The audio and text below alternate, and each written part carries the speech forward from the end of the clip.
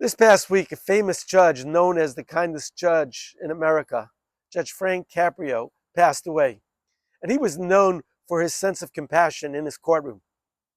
There was one story in particular about a lady who owed like 4 outstanding parking tickets, and she couldn't pay them.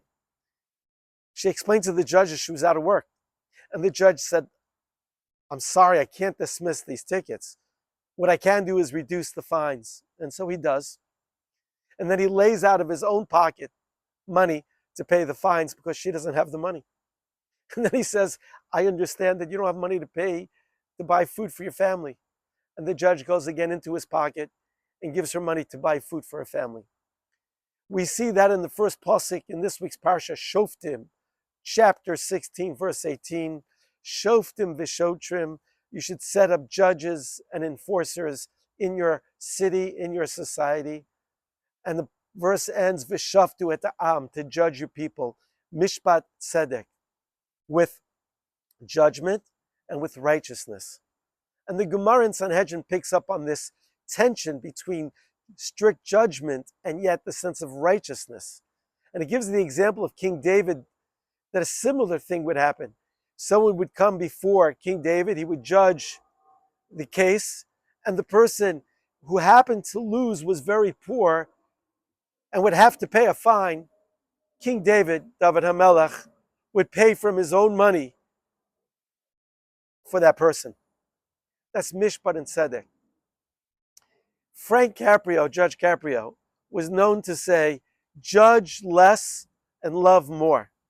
And I think that is a Torah value.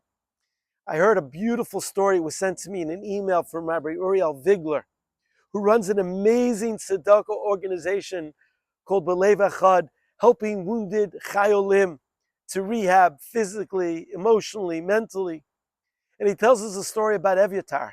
And Evyatar, he and his unit on October 7th went down to the Nova Festival site and tried to save as many people as they can. And on one of their missions, an anti-tank missile was fired at them, and Evyatar was badly wounded. And after all his rehab, he came to America with his family to try to get just a little peace of mind. And unfortunately, he was pickpocketed and lost $5,000 that he had saved up for this trip. He went to the police and they said, "Look, there's thousands of people in Times Square. There's not much we can do to help you." And when Rabbi Vigler heard about this, he just couldn't sleep all night. So he placed it on his WhatsApp group and he told the story. Well, within a short time after posting this sad, unfortunate story about Evyatar, Rabbi Vigler had the $5,000 to replace, all given as charity, as a tzedakah. People weren't quick to judge and say, was it the brightest idea to walk around with $5,000? No. People judged less and loved more. And we are told that Hashem treats us the way we treat others.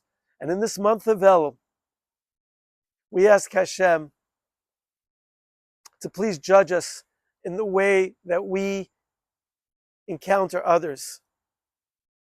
And so for me, I'm going to try to judge less and love more.